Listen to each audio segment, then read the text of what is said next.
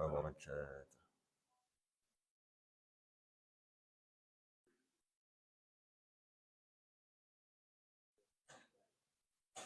إن الحمد لله نحمده ونستعينه ونستهديه ونستغفره.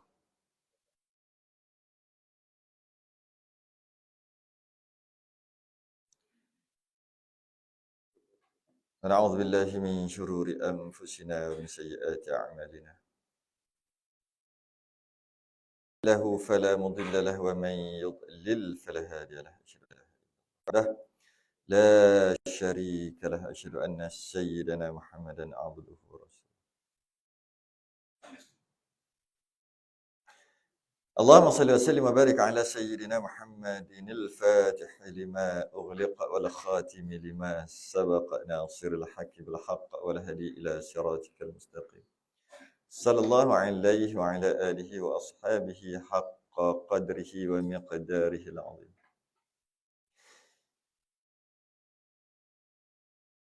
اللهم نور بالكتاب بصري وأتلق به لساني واشرح به صدري واستعمل به جسدي بحولك وقوتك فإنه لا حول ولا قوة إلا بك. سبحانك لا علم لنا إلا ما علمتنا إنك أنت العليم الحكيم. ولا حول ولا قوة إلا بالله العلي العظيم. أما بعد. الحمد لله. Kita sambung kitab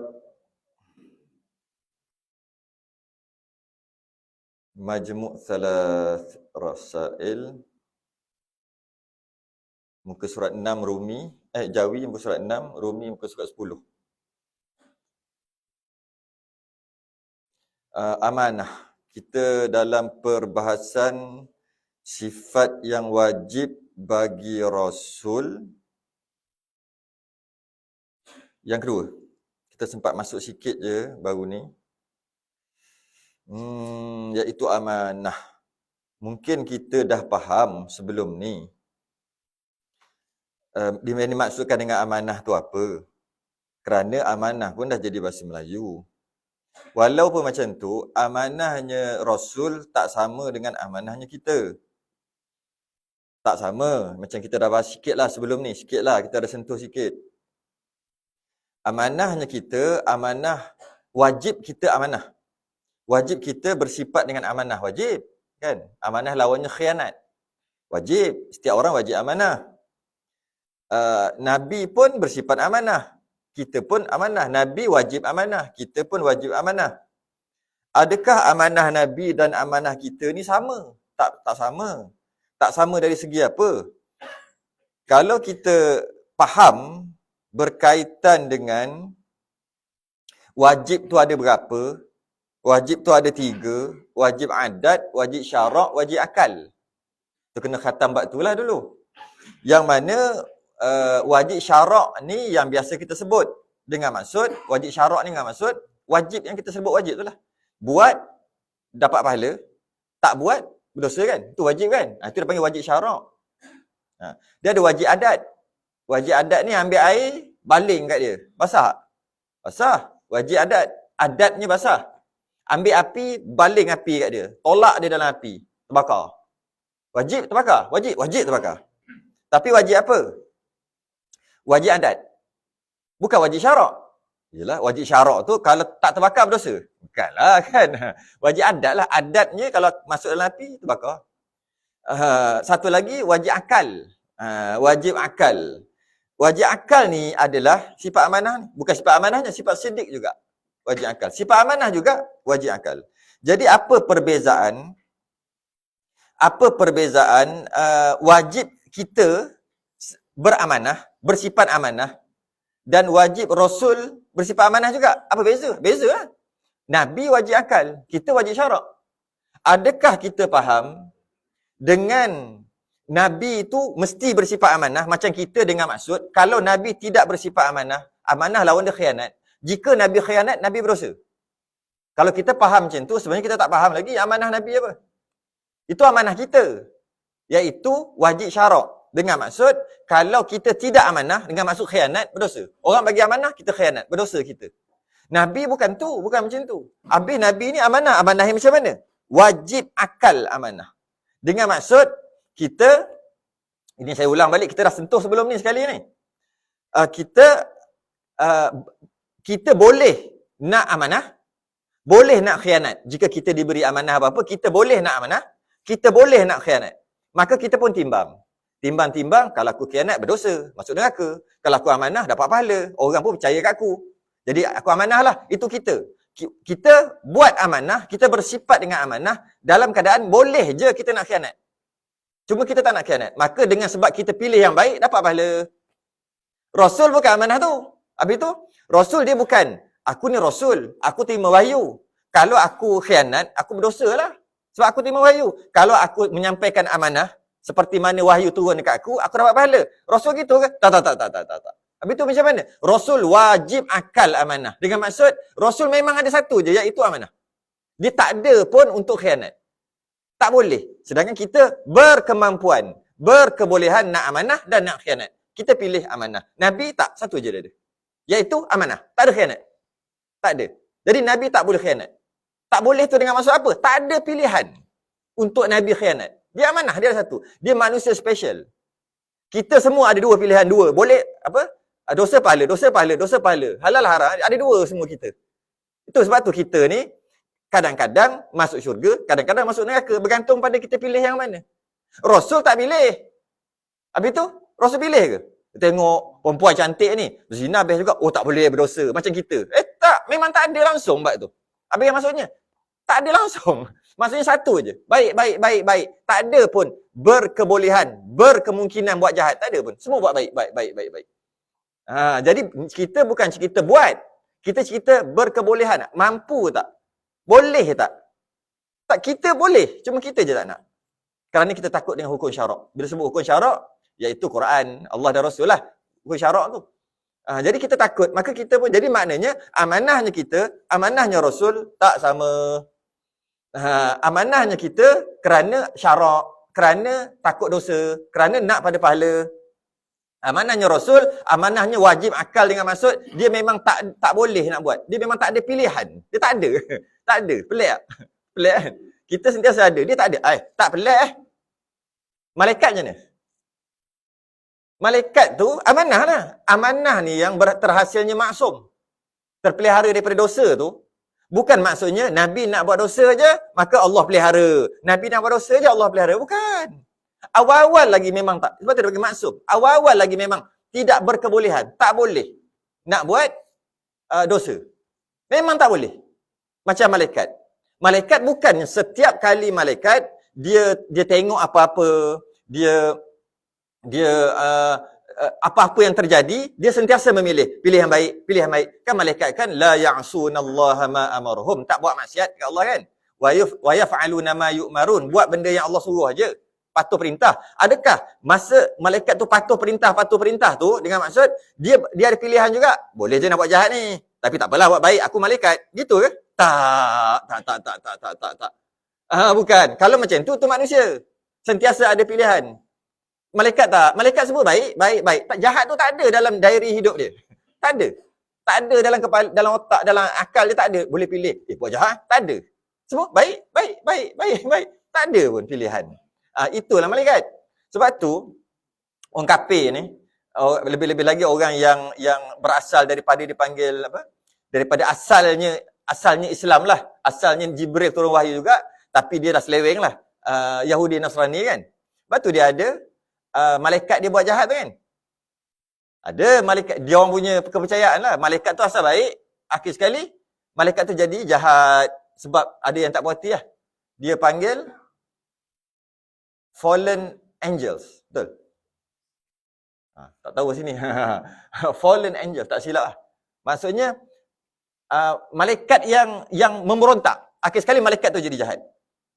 Dia kata, sedang maknanya akidah dia tak betul lah, dengan maksud awal-awal lagi, iaitu malaikat juga boleh pilih buat baik buat jahat, tapi malaikat buat baik. Sampai satu masa entah macam mana segolongan malaikat ni buat jahat juga. Tu jadi akidah dia. Kalau awal-awal lagi malaikat tak ada pilihan, mustahil. Tu nama mustahil tu. Mustahil malaikat buat dosa.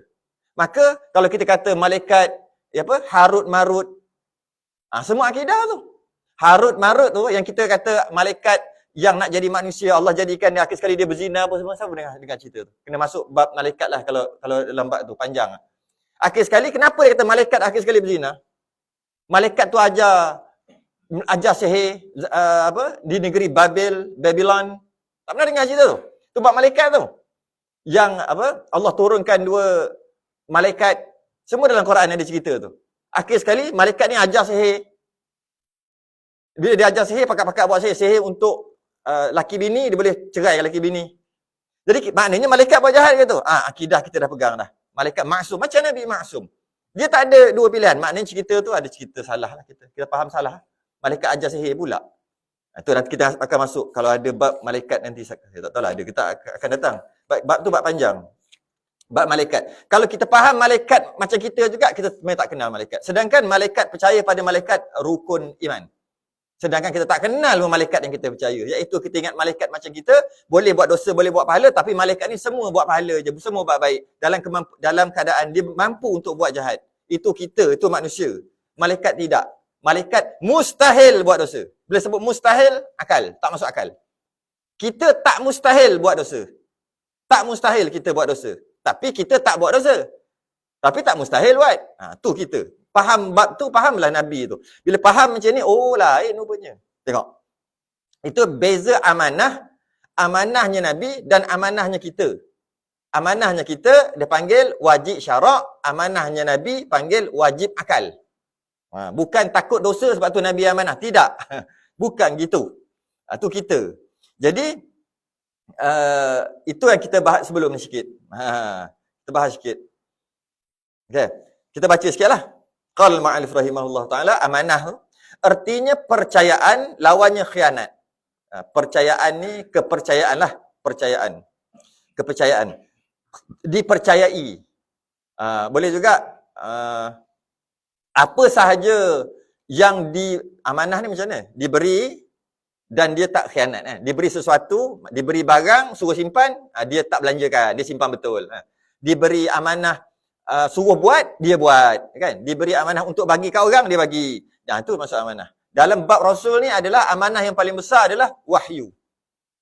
Diberi wahyu, malaikat buat turun wahyu, Jibril buat turun wahyu, dia amanah dengan wahyu tadi tu, disampaikan. Dia tak ubah walaupun sedikit, dia tak kurang ataupun dia tak lebihkan walaupun sedikit. Dalam bab Rasul kat situ lah amanah. Dari bab hukum-hukum, diturunkan hukum untuk dia, dia amanah sampai dekat umat dia. Dia tak sorok. Ataupun dia tak lebihkan. Dia lebihkan. Sepatutnya makruh, Nabi kata haram. Tak lebihkan. Apa yang disuruh sampaikan, dia sampaikan. Itu amanah lebih pada ke situlah, bab amanah Rasul ni. Mustahil khianat, wajib percayaan. Wajib kepercayaan. Wajib percaya. Macam tu. Percayaan. Itulah Rasul. Dan daripada amanah ni lah keluar hukum apabila Nabi tak kata, Nabi tak larang, maknanya boleh buat. Secara umumnya, kalau Nabi kata boleh buat, baru boleh buat. Kalau Nabi kata tak boleh buat, baru tak boleh buat. Macam mana kalau Nabi tak cakap? Boleh buat pun tak cakap, tak boleh buat pun tak cakap. Macam manakah hukum dia? Hukum ni adalah boleh buat. Kat mana kaitan dengan amanah ni? Nampak? Nabi kata, secara umumnya dia kata, boleh buat, maka boleh buat. Mesti buat, maka mesti buat. Apa-apalah. Boleh makan, maka boleh makan. Kalau bab makanan kan. Kalau Nabi kata, tak boleh makan, maka haram makan, maka haram. Tak boleh buat, maka tak boleh. Kalau Nabi tak cakap apa-apa, tengok aja. Boleh ke tak boleh? Dia jadi boleh. Sedangkan Nabi tak bagi tahu macam mana boleh jadi boleh. Ni amanah. Amanah apa? Hukum. Jika benda tu tak boleh, Nabi takkan diam. Mesti cakap. Itu yang para ulama kata, jika Nabi diam, maknanya boleh. Walaupun Nabi tak kata boleh, dalam kes yang saya bawa baru ni, yang paling masyhur sekali, makan biawak. Ni pelik. Bukan. Makan dop. Dop tu biawak lah. Sama je. Cuma kita dengar biawak. Biawak pasir. Dop tu, dop. Cuma biawak kita lain lah. Biawak kita makan ayam orang makan habis makan. Semua dia makan. Biawak dop tu, biawak dop lah. Sebut biawak macam geli pula rasa. Dop tu, benda sama je. Dop tu, dia tak makan daging-daging ni. Dia makan tumbuh-tumbuhan saja. Maka, Nabi tengok para sahabat duduk bakar, panggang. Oh, sedap ni. Nabi kata minta maaf, tak pecah liur lah maksudnya. Nabi kata gitu je. Nabi tak kata haram makan. Maka dhab boleh makan. Siapa lalu makan, saya tak lalu makan walaupun boleh makan. Jadi itu bab lain. Cuma Nabi tak kata boleh atau tak boleh. Nabi tak kata pun. Maka boleh. Sebab amanah ni. Kalau tak boleh makan haram, Nabi tak kata, maknanya Nabi tak amanah. Kat situ dia punya kaitan dia. Okey. Bermula dalil percayaan tu, Nabi ni mesti amanah tu, dalil dia, maka kerana bahawasanya, jikalau khianat mereka itu, kalau Nabi ni khianat, ataupun Nabi ni, dia bukan, Nabi ni khianat, dia macam ni. Kalau Nabi ni berkemampuan, berkemungkinan untuk khianat. Dia lebih cantik macam tu. Berkemungkinan untuk khianat. Tak khianat pun, tapi ada kemungkinan. Macam kita berkemungkinan khianat. Berkemungkinan amanah kan? Jika Nabi tu, jikalau khianat dengan maksud berkemungkinan khianat. Mereka itu dengan mengerjakan yang haram atau yang makruh. Niscaya bertukar oleh yang haram atau yang makruh tadi tu, taat. Dan yang demikian itu mustahil. Kenapa? Laqad kana lakum fi Rasulillahi uswatun hasanah. Sesungguhnya pada diri Rasulullah itu suri teladan bagi kamu. Maksudnya ikut bagi kamu suri teladan. Apa Nabi buat, semua ikut. Jika Nabi buat benda haram, maka kita pun sunnah ikut. Tak logik lah, benda haram kan dilarang. Jika Nabi buat perkara makruh, kita pun sunnah ikut. Mana boleh perkara makruh ni perkara yang Nabi tak buat. Kerana apa? Kalau Nabi buat perkara makruh, maka kita sunnah ikut. Kalau Nabi buat perkara haram walaupun sekali, sunnah kita buat perkara haram. Maka ianya mustahil, dia kata tu. Yang demikian itu mustahil. Sebab Allah suruh kita ikut Nabi. Tiba-tiba Nabi buat perkara makruh. Mustahil. Perkara makruh. Makruh bukannya berdosa. Mustahil. Nabi hanya buat perkara wajib dan perkara sunat sahaja. 3 lagi Nabi tak buat. Perkara haram pastinya tak buat. Perkara makruh pun tak buat. Perkara harus pun tak buat.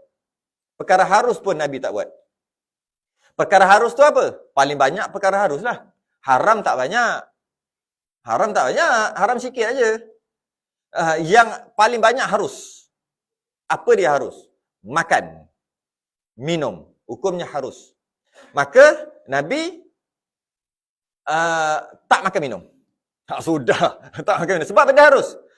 Nabi hanya buat perkara sunat atau perkara wajib. Macam mana perkara sunat? Contoh dalam bab makan.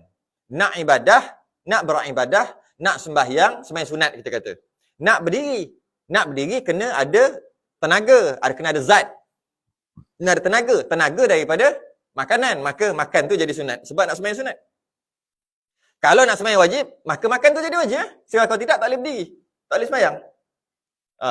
Maka Nabi makan kerana nak ibadah. Tidur harus. Tidur harus. Nabi tidur? Tak. Habis tu Nabi takkan tak tidur? Nabi tidur. Bila dah mengantuk, kalau tak tidur nak ibadah je. Maka Nabi pun tidur untuk ibadah jadi sunat. Kalau ibadah tu ibadah sunat, tahajud. Kalau ibadah tu ibadah fardu, tidur jadi wajib. Tak tidur berdosa. Kalau tidak dengan tak tidur nak sembahyang macam mana? Duk pening. Kan? Nampak? Jadi maknanya Nabi makan sunat ataupun wajib. Nabi tidur sunat ataupun wajib. Macam mana makan yang harus? Kita sekejap lagi balik makan. Padahal perut tak lapar pun. Harus. Harus, tak berdosa. Tapi Nabi tak buat kerja gitu. Sebab tu kita kata Nabi makan ketika lapar. Berhenti sebelum kenyang. Kita kenyang pun makan lagi. Kita kenyang. Berhenti habis sedawa. Tu pun tak berhenti lagi. Ngunyah dulu. Ngunyah. Tu kita. Apa hukumnya? Harus. Tapi makan sampai memudaratkan atau macam lembek, tak produktif, jadi macam tu gitu, jadi makruh. Makan menyebabkan penyakit apa semua, jadi haram. Tengok kita makan macam mana. Kita makan haram, makruh, harus. Sunat tak ada, wajib tak ada. Kita. Tidur kita harus, haram, makruh. Ada ke tidur sunat kita? Ada? Mungkin aku dah mengantuk sangat, aku tidur sebab nak bangun tahajud esok. Tidur sunat. Aku tidur sebab esok takut tak subuh. Kalau aku tidur sekarang baru boleh subuh, jadi wajib. Tidur tu. Jadi wajib. Tengok niat kita ketika tidur tu apa. Tapi Rasul hanya buat perkara wajib dan perkara sunat. Kerana jika Rasul buat perkara harus, maka automatik jadi sunnah kita ikut. Maka Nabi tak buat. Nabi tak buat. Kalau Nabi buat perkara makruh, jadi sunnah kita ikut. Tapi Nabi tak buat. Memang Nabi tak buat. Jadi, kerana Nabi amanah. Amanah hanya buat yang perlu buat sahaja. Yang wajib dan yang sunat. Dua sahaja. Dan Nabi menyampaikan amanah-amanah dengan dalam surah Al-A'raf sebut uballighukum risalati rabbi wa ana lakum nasihun amin. Aku menyampaikan amanah-amanah Tuhanku kepadamu dan aku hanya pemberi nasihat yang terpercaya bagimu. Yang amanah lah. Maka apa yang Allah nak sampaikan melalui wahyu, Nabi akan sampaikan. Okey.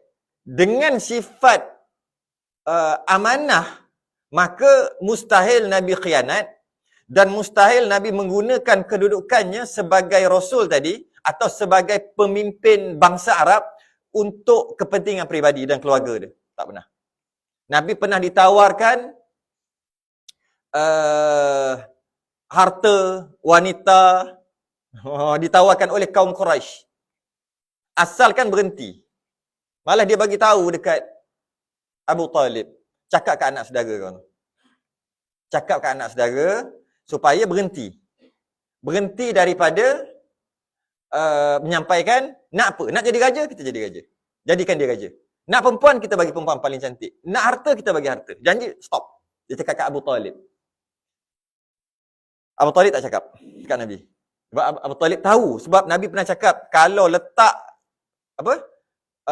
matahari di tangan kanan, bulan di tangan kiri, suruh aku berhenti, tetap aku tak berhenti. Maknanya benda tu kan mustahil dah. Maka Abu Talib tak beritahu. Sebab Nabi takkan berhenti. Abu Talib tak bagi tahu dekat Nabi dalam keadaan musyrikin Mekah minta Abu Talib suruh bagi tahu. Suruh dia stop, berhenti. Kalau kita fikir logik, boleh tak Nabi buat gini? Terima dulu tawaran, bila dah jadi raja, kumpulkan kekuasaan, bila dah kuasa dah banyak, baru buat Islam. Baru amalkan Islam. Boleh je fikirnya, tapi Nabi tetap tak juga. Antara mungkin kita boleh ambil Kita boleh ambil pengajaran. Nak buat Islam, bukan tunggu tak. Buat daripada bawah, buat. Tetap juga. Naik tu dengan Islam. Bukan tak apa, kita follow dulu. Dah jadi kerajaan, baru kita sebar Islam. Nabi tak buat cara gitu. Walaupun logiknya boleh je kan. Boleh lah. Ambil kerajaan dulu. Bimbang takut kalau dapat kerajaan, disuap macam-macam. Lama-lama nak buat dah, malu segan lah. Dah banyak dah makan, termakan budi, tergadai body. Dia makan dah, dah bagi-bagi. Bimbang takut situ. Lepas tu Nabi tak ambil. Biar naik Islam, naik sungguh. Bukan naik dulu, dah jadi raja, dah kumpul orang kuat, baru amalkan Islam. Nabi tak buat gitu. Mungkin kita boleh ambil pengajaran. Nak amalkan Islam, nak sebarkan Islam dalam negara, bukan daripada tunggu jadi kerajaan. Tidak. Daripada bawah. Naik dengan Islam. Tak naik. Juang lagi tu. Tak apa, sampai mati. Mati dalam berjuang. Bukannya kita, percaya dulu, follow dulu, ikut arus dulu, sampai dapat kuasa, lepas tu baru buat. Nabi tak buat gitu. Ini dalam politik Islam, dia ada terangkan satu persatu dalam masalah ni. Terang satu-satu. Jadi Nabi sendiri tak guna kedudukan dia tu. Tak guna kedudukan untuk tak guna kedudukan dia untuk diri dia, untuk keluarga dia, tak guna. Tu amanah tu. Sifat amanah Nabi. Jadi maknanya wahyu yang dia terima, dia akan sampaikan. Dia bersifat amanah untuk sampaikan, tak ada kona-kona. Itu satu. Yang kedua, amanahnya Nabi tak pernah ada rekod buruk walaupun sekali tak amanah atau khianat.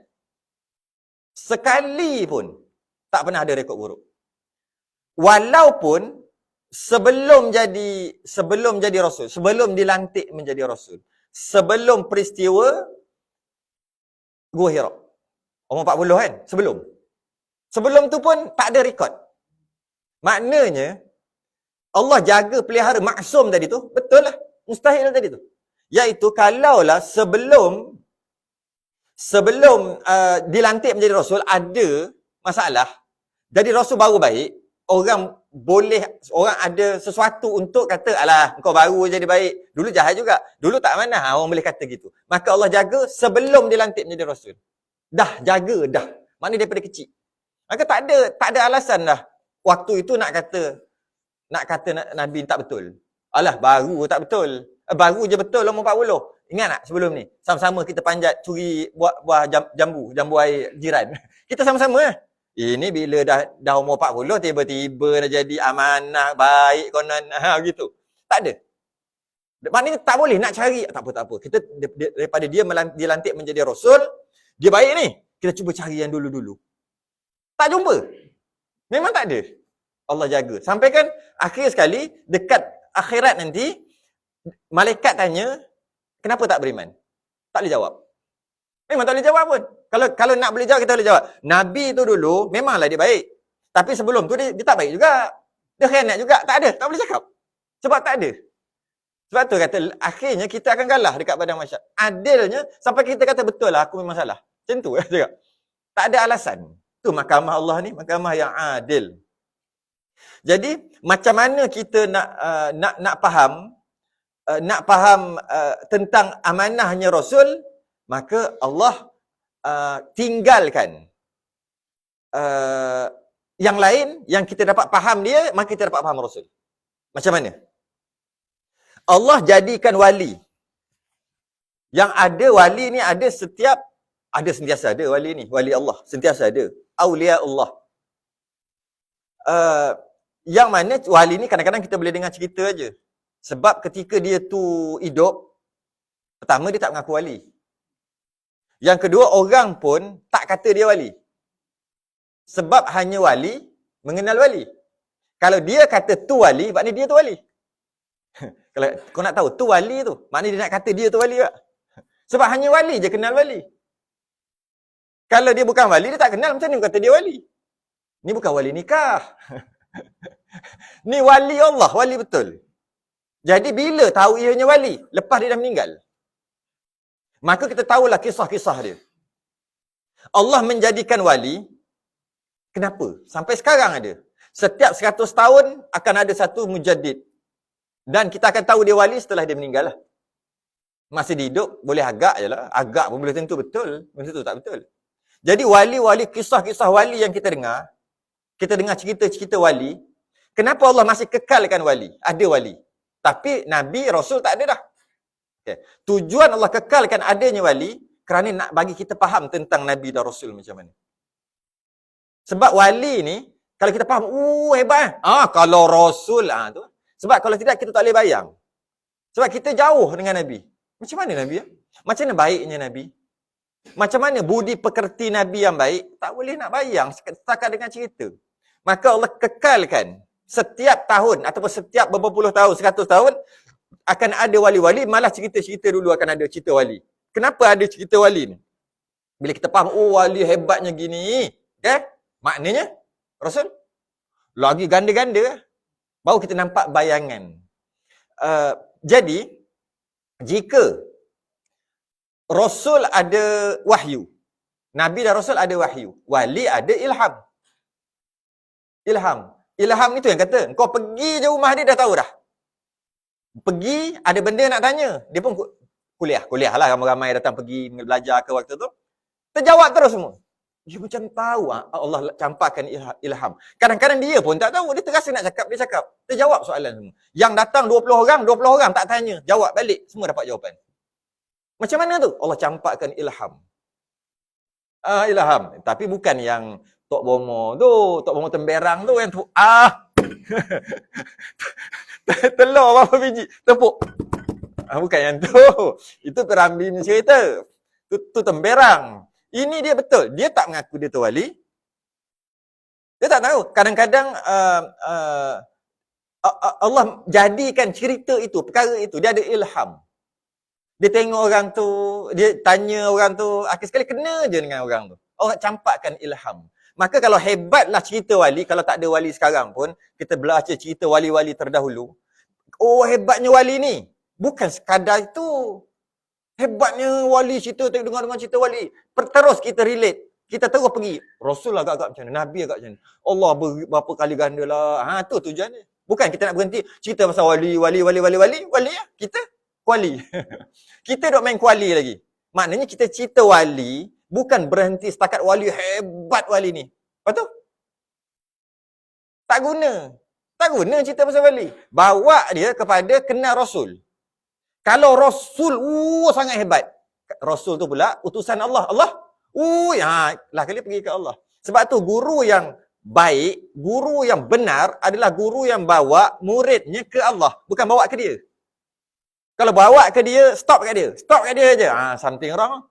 Ada sesuatu.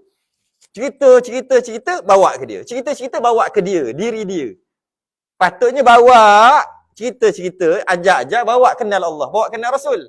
Ni berhenti kat dia. Ini masalah. Masalah juga, kena tengok kat situ. Jadi, pada Rasul ada wahyu, pada wali ada ilham. Pada Rasul ada mu'jizat. Pada wali ada karamah. Yang kita dengar cerita-cerita tu. Biasa dengar cerita wali-wali. Cerita Imam Rafi'i. Wali yang.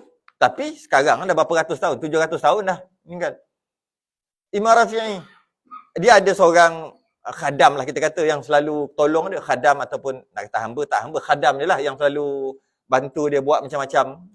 Basuh rumah dan sebagainya. Tidur sekali. Di satu rumah. Kunci pintu sebelum tidur. Tiap-tiap kali dia tiap-tiap hari dia terpaksa buka pintu sebab Imam Rafi'i nak masuk rumah. Sedangkan masa tidur sama-sama dia kunci pintu. Esok tu Imam Rafi'i ketuk pintu nak masuk rumah. Dia gimana? Dia keluar kat mana? Kalau dia keluar mesti nak kunci kat mana? Sebab dia selak. Selak gitu. Kalau dah keluar macam mana nak selak kat dalam? Tapi sebelum tidur selak. Hari-hari gitu. Satu hari tu, dia tak puati. Tak ada. Aku nak tahu juga macam mana dia buat. Dia keluar kat lubang mana. Dia keluar kat lubang mana. Akhir sekali dia tak tidur. Dia tak tidur. Akhir sekali Imam Rafi'i bangun, nak keluar. Dia pegang. Aku nak ikut. Aku tak kira. Aku nak ikut. Dalam rumah ni, tak keluar lagi. Kau nak ikut, boleh. Pejam mata, pegang kain. Pegang jubah aku, pegang kain jubah aku, pejam mata. Jangan buka. Nanti mati. Pejam mata.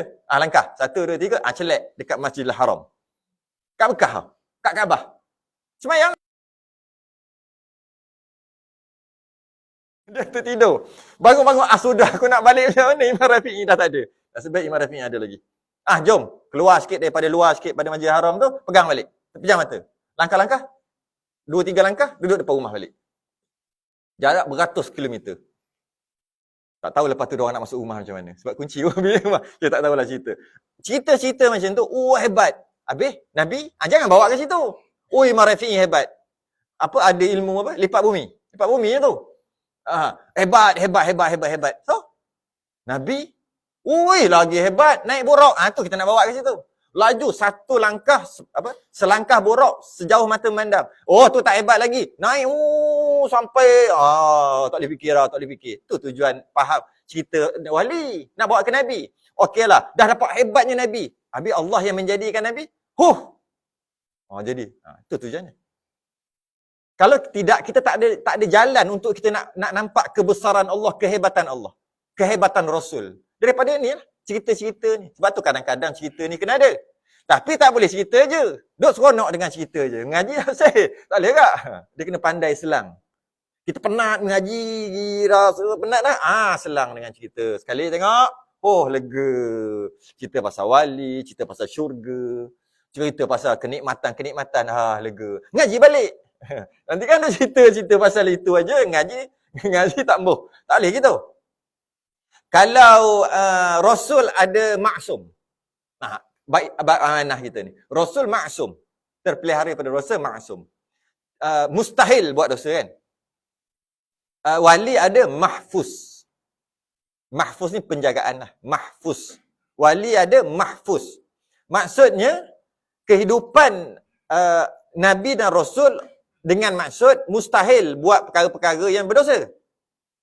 Wali tak mustahil buat dosa, tapi tak buat. Maka Allah jaga, dia panggil mahfuz. Jaga tu macam contohnya, macam kita boleh dengar dengan cerita, dia nak pergi ke satu-satu tempat, tiba-tiba kita dah nak bawa dia dah. Tiba-tiba dia kata, tak jadi pergi lah. Rupa-rupanya kat sana ada maksiat, ada joget. Macam kan, accident apa sebagainya, tiba-tiba kereta total loss. Tak boleh buat apa, claim insurance tak boleh lah. Rosak, tapi dia ambil plaster tampai sini sikit. Tengok pada kereta tu memang tak ada harapan mati ni. Mati orang ni, tengok pada kereta. Contoh lah, mahfuz dia panggil. Kalaulah macam tu punya hebat wali, kalau Nabi, bawa ke situ lah. Lagi hebat, nak pergi dengan dia, contoh lah. Nak pergi dengan dia. Asal lalu traffic light hijau saja. Saya pernah melami. Sampai saya tak tahu dia tu wali ke tidak. Meninggal lah. Meninggal dia. Naik kereta dengan dia, tua dah. Bila naik kereta dengan dia, kita bawa kereta, hijau aja. Kita ternaik, tu hijau, tu apa, merah tu, cepat-cepat tekan minyak nak bagi berhenti. Tak, sampai je hijau. Dua kali. Tak banyak, 2 kali. Ish, kalau katalah dia tu wali, katalah, tak tahulah. Ataupun kalau tak wali pun orang-orang alim, orang baik. Kalau wali, lagi hebat. Kalau Rasul, kalau Allah, tu bawa ke situ. Habis sekali, kita nampak peningkatan. Hebat. Jadi, hebat tu last sekali bawa pada Allah. Bukan hebat tu berhenti kat situ. Jadi, Rasul ada wahyu, wali ada ilham, Rasul ada mukjizat, wali ada karamah, Rasul ada maksum, wali ada mahfuz. Tujuannya Allah kekalkan wali, malah cerita-cerita wali untuk kita faham kehidupan Rasul dan akhir sekali kita faham Allah. Sebab Rasul tu utusan Allah. Kalau macam mana pula penjagaan Rasul masa dia hidup sebelum dia dilantik menjadi Rasul. Sedikit kisah. Ini ada cerita je hari ni. Dekat pinggir Mekah ada satu keramaian. Nabi, semua orang pakat pergi. Nabi nak pergi ya. Tapi tak tahulah apa ada kat sana. Tapi ada keramaian lah. Rupanya ada maksiat kat sana. Nabi nak pergi, tertidur. Tu penjagaan. Kadang-kadang dia panggil irhas. Irhas ni adalah penjagaan ataupun benda pelik boleh jadi juga yang sebelum Nabi tu jadi Nabi. Mana-mana Nabi. Sebelum dilantik menjadi Rasul, dia dijaga juga. Dia panggil irhas. Irhas. Tertidur. Nabi pernah, mari kita tengok. Kata Nabi tak pernah buat benda makruh kan?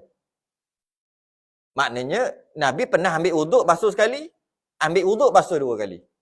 Sedangkan kita tahu sunat 3 kali. Sunat 3 kali. Sekali wajib ambil wuduk kan? 2 kali, tak sampai sunat lagi sebab dia 3 kali. Nabi buat sekali pernah, 2 kali pun pernah ambil wuduk. Kata Nabi tak pernah buat benda makruh sebab basuh sekali dan basuh 2 kali, makruh dari segi bilangan dia panggil. Wuduk sah tapi makruh dari segi bilangan. Dia 3 kali. Habis tu Nabi buat. Nabi wajib. Buat sekali, wajib buat 2 kali. Maksudnya apa? Nabi wajib buat sekali kerana nak ajar syariat. Dia panggil tasyri'. Nak ajar syariat. Bila Nabi buat sekali, sahabat tengok, sekali dah memadai. Jadi Nabi nak ajar ni, maka wajib bagi Nabi. Makruh bagi kita. Buat 2 kali Nabi pernah buat. Wajib bagi Nabi buat 2 kali. Makruh bagi kita. Nabi pernah buat 3 kali. Bukan Nabi pernah buat 3 kali. Nabi buat 3 kali semua. Yang buat sekali tu sekali. Yang buat 2 kali tu sekali je. Yang lain semua buat 3 kali. Jadi Nabi pernah buat sekali tu dan 2 kali basuh muka tadi tu. Tujuannya nak ajar syariat. Sebab dia terima wahyu. Bila nak ajar syariat, hukumnya apa? Wajib bagi Nabi. Bagi kita makruh. Jadi kita tak boleh kata Nabi buat benda sunat. Nabi pernah kencing berdiri tak? Pernah. Seorang adik ipar Nabi pergi ke rumah Nabi, rumah kakak dia lah. Adik ipar Nabi, rumah kakak dia lah. Dia panjat bumbung. Adalah hal dia nak betulkan bumbung. Apa dia panjat bumbung? Nabi ada dalam bilik air. Bila panjat bumbung, nampak macam intai lah. Dia bukan niat nak intai pun. Dia panjat bumbung. Dia tengok Nabi kencing berdiri. Dia tengok Nabi kencing. Macam tu. Maka kita tahu kencing berdiri hukum makruh. Habis tu Nabi buat. Nabi buat? Nabi buat kerana tasyri' juga, ajar syariat. Sekali tu je, lepas tu tak ada dah. Habis Nabi tahu ke? Nabi tahu apa yang berlaku di sekelilingnya. Malah Nabi pernah kata, kau semayang kat belakang aku elok-elok, jangan duduk gerak-gerak, jangan duduk buat lebih kurang kat belakang. Kerana aku nampak walaupun kau belakang. Nabi mata nampak ke depan. Hukum adat ke apa tu? Hukum adat je kan? Adat aja mata ke belakang. Boleh tak melihat walaupun tanpa biji mata? Boleh. Harus pada akal. Habis adat, hukum adat, tengok depan lah. Kat belakang tak ada mata, tapi Nabi nampak. Tak heran langsung. Boleh je. Harus pada akal.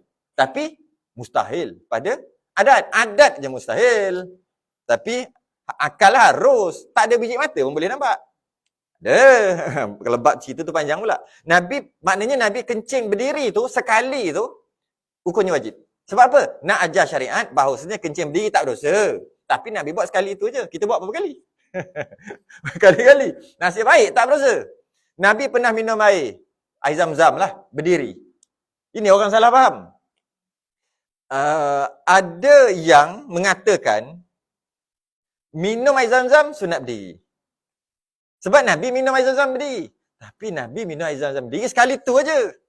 Nak ajar syariat, bahawasanya minum berdiri tak berdosa. Tu je. Semua duduk yang lain. Tapi kita tak sibuk minum air Zam-Zam berdiri. Cuma adalah pendapat-pendapat, memang adalah mazhab-mazhab yang lain memang dia akan minum air Zam-Zam sunat berdiri. Kita mazhab Syafi'i makruh minum air Zam-Zam berdiri. Bukan air Zam-Zam, air apa pun.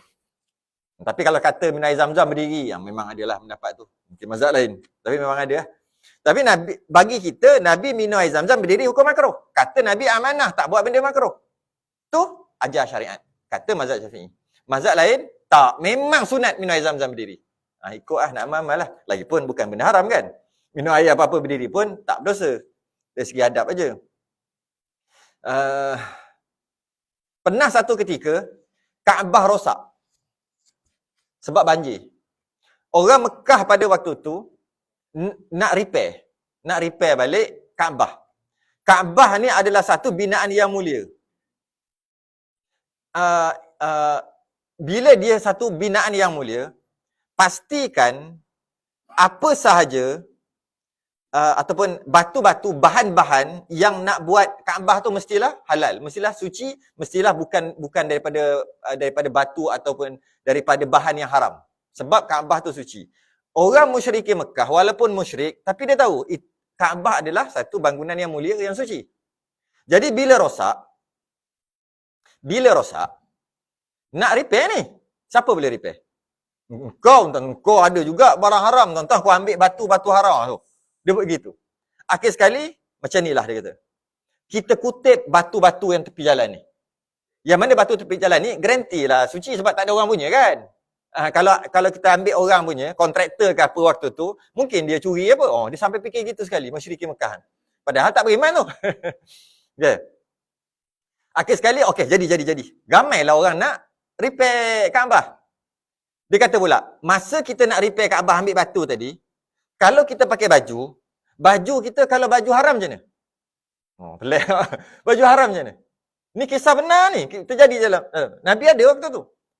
Sebab kita tak tahu, baju kita main bantai aja, rasuah lah, apalah, curilah, nipulah. Macam ni. Siapa nak repair, kena telanjang.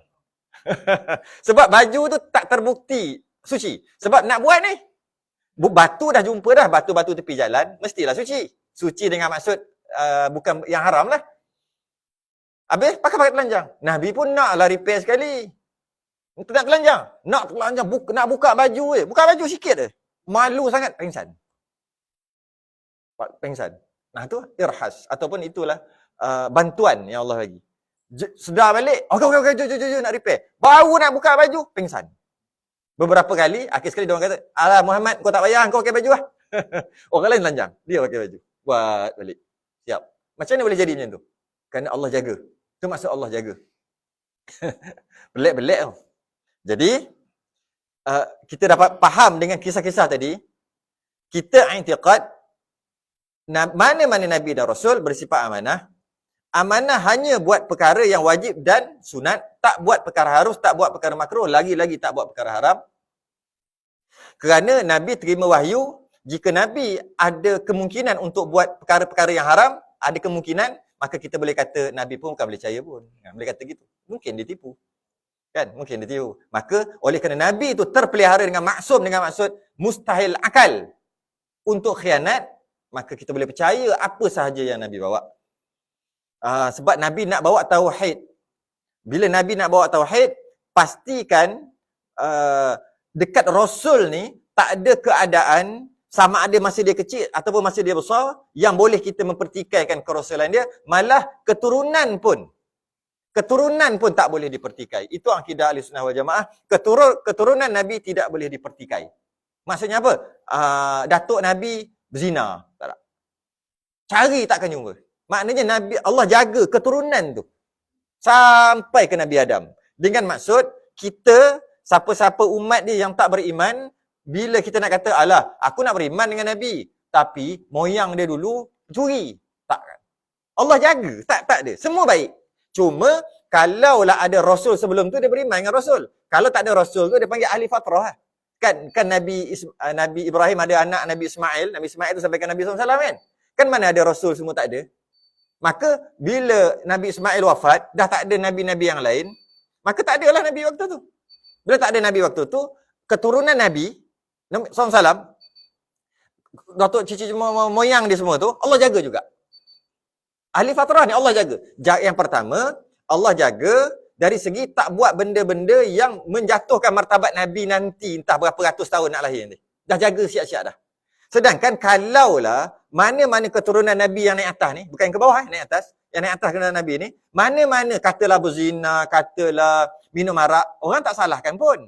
Sebab Rasul yang Nabi Ismail berapa ratus ribu tahun dah. Maka tak salah sebab Rasul tak ada diutuskan untuk dia. Dia panggil ahli fatrah, ahli syurga. Kalau buat dosa, merompak apa pun tak dosa. Ahli fatrah. Mana ada Rasul? Sebab Rasul apa? Nanti Rasul nak lahir. Sebab daripada Nabi Ismail, daripada Nabi Ishaq, Nabi Yaqub ke bawah, ramai Rasul. Nabi Musa lah, Nabi Zulkifli lah apa. Maka dia kena follow lah Bani Israel. Daripada Nabi Ismail tak ada. Kosong. Jadi kalau keturunan daripada Nabi Ismail sampai Nabi SAW, saya tak tahu lah berapa ribu tahun. Yang saya ingat daripada Nabi Isa ke Nabi SAW 500 tahun. Itu baru Nabi Isa. Dah ada Nabi Musa, Nabi Daud, Sulaiman. Banyak lagi kan. Katalah ribu-ribu tahun. Nak kira setelah Nabi Isa tak ada, maka agama pun dah tak ada waktu tu. Dah beratus-ratus tahun. Jadi agama dah tak ada gitu. Semua masuk syurga. Ahli fatrah. Sebab tak ada Rasul. Bila tak diutuskan Rasul, walaupun dia buat jahat, dia ahli fatrah. Sebab tak sampai seru. Okay. Jadi keturunan Nabi ni, yang akan lahir Nabi daripada keturunan Nabi, tak kisah pun kalau dia jahat. Tapi Allah jaga juga. Kalau dia jahat pun tak kisah. Sebab Rasul tak lantik lagi. Kalau dia buat jahat pun, masuk syurga juga. Tapi Allah jaga juga. Sebab apa Allah jaga? Sampai nanti umat dia nak kata, aku nak beriman. Tapi lepas kita kaji, moyang dia dulu, kepala lanun besar. Sebab tu aku tak apa nak beriman. Tak boleh cakap gitu. Sebab apa? Tak ada. Nampak? Rasul ni sungguh suci sungguh. Sungguh suci. Walaupun Islam tak ada waktu tu pun Allah jaga. Jaga maksud dia jadi pembesar. Semua orang-orang hebat, pembesar. Cuma tak ada agama lah waktu tu kan. Semua pembesar. Dia panggil agama Hanif. Boleh juga agama Hanif. Agama Nabi Ibrahim tapi dah beratus-ratus tahun. Allah jaga. Saya nak cerita pasal amanahnya dia tu. Sampaikan Allah jaga. Allah jaga. Takkan ada apa-apa keadaan yang boleh kita tolak walaupun sebelum dia dilantik menjadi Rasul. Malah keturunan dia pun. Tak ada hujah dah kita nak cakap apa nanti. Macam tu juga dengan Nabi Adam. Nabi Adam amanah. Sebab kalau kita tengok kat sini kan.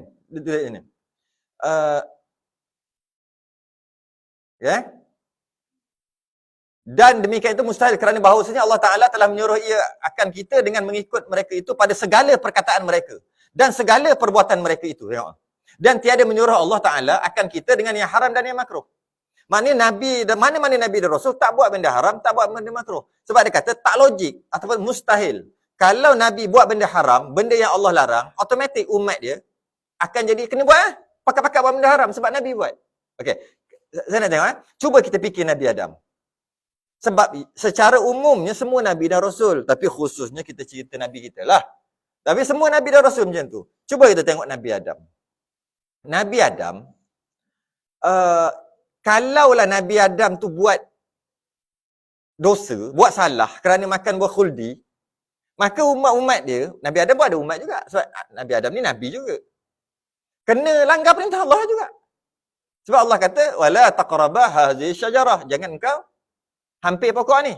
Tapi Nabi Adam langgar kan? Maka umat-umat dia kena langgar perintah Allah. Gitu kan? Tak. Jadi macam mana kita faham? Wala taqrabah hadhihi syajarah. Macam mana kita faham? Jangan kamu hampir pokok ni. Pokok khuldi ni. Ada yang kata kena tipu dengan syaitan. Kan? Nabi Adam kena tipu dengan syaitan. Nabi Adam dia buat, lepas dicipta Nabi Adam, dia duduk mana? Syurga ke neraka? Syurga. Dalam syurga ada syaitan. Ada iblis. Habis kata iblis boleh goda. Goda kau mana? Pakai telefon. Bluetooth. Maknanya dia masuk dalam. Macam mana syaitan boleh masuk dalam syurga? Tak ada malaikat Ridwan malaikat Ridwan tak ada jaga ke? Ke malaikat Ridwan tersalah? Tengah-tengah sibuk tengok orang ni masuk, syaitan masuk ke tepi. Macam kita nak masuk tengok bola. Ramai-ramai bagi tiket, curi masuk ke tepi. Macam tu ke? Tak power lah malaikat Ridwan. Malaikat kan duk jaga. Bila malaikat duk jaga, syaitan boleh masuk. Habis nak goda. Macam mana goda? Sebab pokok khuldi tu ada dalam syurga kan? Sebab Nabi Adam duduk dalam syurga. Macam ni dia nak goda? Makanlah. Kat situ pun dah pelik. Satu, yang kedua, maka sekali Nabi Adam pun makanlah. Maka Nabi Adam telah melanggar perintah. Automatik umat dia sunat, wajib melanggar perintah Allah juga. Ada gitu. Sebab tu dia kata mustahil. Bila kita dah faham perkara ni, cerita tu ada sikitlah, ada masalah sikitlah. Tapi tak tahulah cerita sebenar, tapi cerita tu tak kena. Tak logik cerita tu. Sebab pertama, Nabi boleh kena tipu dengan syaitan. Nabi boleh kena tipu dengan syaitan. Kalau Nabi boleh kena tipu dengan mana-mana syaitan, Nabi sendiri boleh kena tipu dengan syaitan, kita dah ada point dah. Untuk dekat pada masyarakat nanti, bila disoal, kenapa tak beriman? Nabi pun kena tipu dengan syaitan, tantah kena tipu. Ada tak alasan? Ada. Sedangkan dekat pada masyarakat tak boleh. Zip mulut. Al-yawma nakhtimu ala afwahihim wa tukallimuna aydihim. Zip mulut. Tak boleh cakap. Sebab apa? Semua yang dibentangkan semua betul. Habis tu macam mana? Tak ada pun alasan untuk kita tolak risalah yang Nabi bawa. Tak ada alasan. Walaupun sekecil-kecil alasan. Walaupun alasan keturunan dia. Walaupun alasan dulu dia jahat, lepas dah jadi Rasul baru baik. Tak ada alasan. Tak jadi gitu. Habis kata-kata Nabi Adam pun kena tipu. Jadi kalau Nabi Adam pun kena tipu dengan syaitan, kita ni bukan Nabi, kita ni lemah. Kena tipu pun okey apa? Ada alasan tak? Ada alasan. Sedangkan dekat Padang Mahsyar, dekat mahkamah Allah, tak ada alasan. Maknanya kita ni ada masalah. Itu je lah. Masalah sikit. Sikit lah, tak banyak lah masalah tu. Sikit ada masalah. Okey. Wa idh qala rabbuka lil mala Wa idh qala rabbuka lil malaikati inni ja'ilun fil ardi khalifah. Ingatlah ketika Tuhanmu berfirman kepada malaikat, inni aku nak jadikan ja'ilun fil ardi khalifah. Dekat muka bumi, khalifah. Siapa? Kitalah. Maknanya, Allah berfirman kepada malaikat bahawasanya dia akan buat khalifah dekat muka bumi. Kan? Buat khalifah kat mana? Kat syurga kat muka bumi? Kat muka bumi. Lepas tu kan malaikat jawab, qalu ataj'alu fiha man yufsidu fiha wa yasfiqud dima'a wa nahnu nusabbihu bihamdika wa nuqaddisu lak. Salah buat satu makhluk yang menumpahkan darah, yang berperang sama sendiri. Tak buat lagi lah. Mana malaikat tahu? Jin dah ada. Jin dah duduk buat rosakkan muka bumi. Jadi bila Allah kata nak buat khalifah, nak buat model baru, itu model lama jin, ni model baru. 2.6 model lama 1.5 je. Model baru, hebat lagi. Daripada tanah nak buat ni. Jadi malaikat ingat, sama macam geng jin lah. Rosak. Jadi sebab tu, dalam Quran, dikisahkan. Lepas tu, Allah kata, ini a'lamu ma la ta'lamun. Aku tahu apa yang kau tak tahu kan. Betul. Wa'allama Adamal asma'a kullaha. Baca cerita tu berkaitan dengan Nabi Adam aja. Lepas cipta Nabi Adam, sebab nak buat Nabi Adam nak letak kat mana tadi? Bumi ke? Tak nak letak kat mana yang tadi? Inni ja'ilun fil ardi khalifah. Aku nak cipta manusia, nak letak kat bumi. Lepas cipta letak kat mana? Letak kat syurga. Sekarang ni kalau letak kat syurga, macam mana nak ada khalifah kat muka bumi? Pernah fikir tak? Kalau duduk kat syurga, duduk syurga. Macam mana nak ada khalifah kat muka bumi? Sedangkan sebelum cipta, inni ja'ilun fil ardi khalifah. Aku nak cipta khalifah kat muka bumi. Cipta letak kat dalam syurga. Kalau letak dalam syurga, macam mana nak ada kat muka bumi? Jadi kena turun lah. Kena turun tak? Kenalah turun. Maka para ulama mengatakan wala taqraba hazihi syajarah, jangan kamu hampir pokok ini, itu bukan ayat larangan. Walaupun bunyi macam larangan. Jangan kamu hampir pokok ini. Itu bukan larangan. Dalam bab tu kena panjang lagi lah. Dia ada 3 kalam. Kalam itnab, kalam musawa, kalam. Ada 3 jenis bahasa Quran. Maka bila kita nampak, kalam tu perkataan. Ini perkataan larangan, bukan larangan. Habis tu apa? Wala taqraba hazihi syajarah. Jawapannya fatakuna minaz zalimin. Kalau tidak, kamu jadi orang zalim. Zalim kena faham tak? Zalim tu apa? Zalim ni adakah buat zalim dengan orang aja? Ya, salah satu zalim. Tapi ada masuk zalim yang lain, iaitu zalim ni tidak meletakkan sesuatu kena pada tempatnya. Adil adalah meletakkan sesuatu kena pada tempatnya, kan? Isteri ada 2 orang. Seorang 90 kilo. Seorang 45 kilo. Yang 90 kilo ni bagi makan sepinggan nasi. Yang 45 kilo bagi makan sepinggan nasi juga. Adil tak? Adil lah sepinggan dengan sepinggan. Tak adil. Kenapa? Yang 90 kilo tu kena 2 pinggan. Sebab dia 90 kilo. Yang 45 kilo ni sepinggan dah cukup. Jadi bagi 2, 1 adil. Nampak? Adil ni apa? Meletakkan sesuatu kena pada tempatnya. Bukan sama rata. Isteri pertama anak 7. Isteri kedua anak 2 orang. Takkan nak bagi 2,000. Yang 7 tu kena 3,000. Yang anak 2 orang tu 1,000 cukup dah kot. Untuk dia dan anak dia. Nampak beza kan? Maknanya adil bukan sama. Okay. Jadi lawan adil adalah zalim. Zalim. Jadi ceritanya wala taqraba hazihi syajarah, jangan kamu hampir pokok ni. Fatakuna minaz zalimin. Kalau tidak, zalim. Zalim kita jangan faham zalim buat jahat, zalim. Zalim macam-macam. Tidak meletakkan sesuatu kena pada tempatnya. Jadi ulama mengatakan wala taqraba hazihi syajarah, jangan kamu hampir pokok ini. Dia adalah pilihan. Dia bukan larangan. Pilihan apa? Sebab ayat tadilah aku nak cipta makhluk dekat muka bumi, khalifah kat muka bumi. Sekarang bukan kat muka bumi, sekarang dekat syurga. Jadi dia adalah pilihan. Kalau tidak, macam mana Allah kata nak cipta kat muka bumi? Tapi ada kat syurga, dia ada pilihan. Pilihan dengan maksud apa? Dalam syurga ni, jalan berpuas-puas. Jalan puas-puas, explore, pergi sana, pergi sini, terbang sana, terbang sini, minta apa? Minta macam-macam. Bila dah sampai satu masa, bahawasanya, engkau, apa tujuan kau dicipta tadi? Nak duduk muka bumi? Dah sampai masa, dah tengok lebih kurang, dah faham dah syurga macam mana, pergilah makan buah tu. Bila makan buah tu, nanti turun lah. Barulah terhasilnya, inni ja'ilun fil ardi khalifah. Aku nak cipta khalifah kat muka bumi. Bila kau makan nanti, turunlah ke muka bumi. Tapi kalau tak nak turun muka bumi, jangan makan. Jangan hampir. Wala taqraba hazihi syajarah. Jangan hampir pokok. Kalau tak nak turun lagi. Kalau nak turun, dia pilihan. Barulah makan. Ulama bahagi tu. Malah ulama kata, makan buah khuldi adalah dapat pahala. Hukumnya wajib. Ulak dah. Yelah, kalau tak makan macam mana nak jadi, nak merealisasikan aku nak cipta khalifah kat muka bumi? Duduk je syurga, duduk je. Habis, ini ja'ilun fil ardi khalifah tu macam mana? Nampak kat situ. Maka, fatakuna, lepas kau makan, fatakuna minaz zalimin. Kau akan jadi orang zalim. Zalim bukan jahat. Zalim maksudnya tadi, tidak meletakkan sesuatu kena pada tempatnya. Okey. Maksud zalim tu macam mana? Maksud zalim tu macam ni. Dekat syurga, kalau nak rumah, nak istana buat macam mana? Macam tu kot. Petik jari, tak kisahlah petik ke apa, terlintas je, dapat. Kalau nak makan kambing golek, dapat. Macam tu lah kita kata. Dapat. Kalau nak pakai baju yang hebat-hebat yang tu, petik je. Petik lah. Petik tu bukan suruh petik sungguh. Maksudnya, pap je, terus dapat. Okey. Turun kat dunia. Nak buat rumah, petik je dia. Kena apa? Kena cari pokok. Kena tebang pokok. kena buat kayu. Kalau kayu lah, kena belah. Lepas tu kena cari paku. Kalau paku lah, kena buat sesuatu. Kena letak, buat gitu, gini. Baru siap. Tak tahulah berapa lama. Zalim tak? Itu maksud zalim.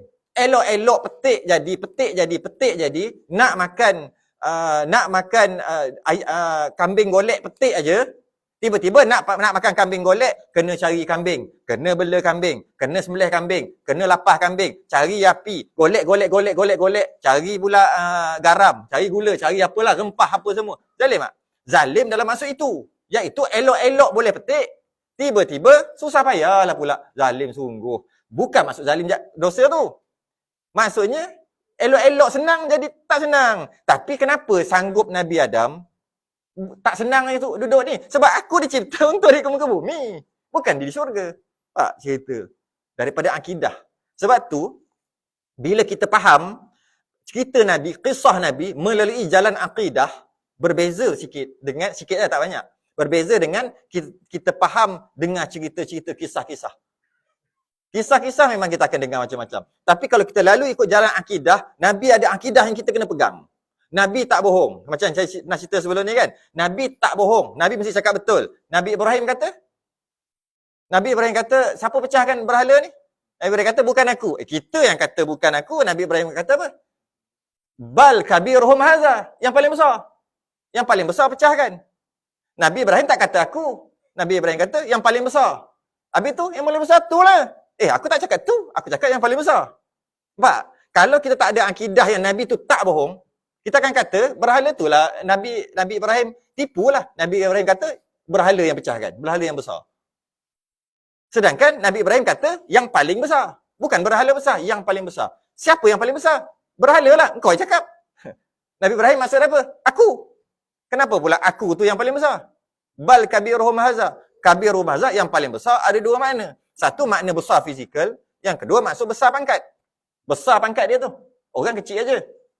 Jadi dalam banyak-banyak dengan raja tadi, dengan rakyat, dengan berhala, siapa yang paling besar termasuk Nabi Ibrahim? Siapa paling besar? Nabi Ibrahim paling besar. Dia mengaku. Kau salah faham, siapa suruh? Tak ngaji balaghah. Gitu lah. Nampak? Tapi kalau kita dengar cerita, kisah, kita akan kata, Nabi Ibrahim pandai Dia kata, tu, yang paling besar tu lah yang pecahkan. Diorang ni pun balas balik. Kalau yang besar nak pecahkan, macam ni nak pecahkan? Dia bukan boleh gerak. Dia tu batu. Lah, kalau dia tak boleh gerak, dia tak berkuasa, kau sembah buat apa? Nampak macam best cerita tu. Tapi akidah ada masalah. Sebab Nabi Ibrahim bohong. Ada masalah sikit kat situ. Sebab Nabi Siddiq, kita belajar. Siddiq tu Siddiq sungguh. Amanah tu amanah sungguh. Akan datang. Tabligh sungguh. Macam mana nak faham tablighnya Nabi dan tablighnya kita? Tabligh ni menyampaikan. Akan datang. Tablighnya Nabi. Nabi menyampaikan. Kita pun menyampaikan tabligh. Tapi apa bezanya? Ada beza. Tak sama macam tabligh kita. Wallahu'alam. Tangguh dulu. Kita sudahi dengan tasbih kafarah dan suratul subhanakallahumma hamdik. Asyhadu an la ilaha illa anta. Tawassul haqq wa tawassul bis sabr. Assalamualaikum warahmatullahi wabarakatuh.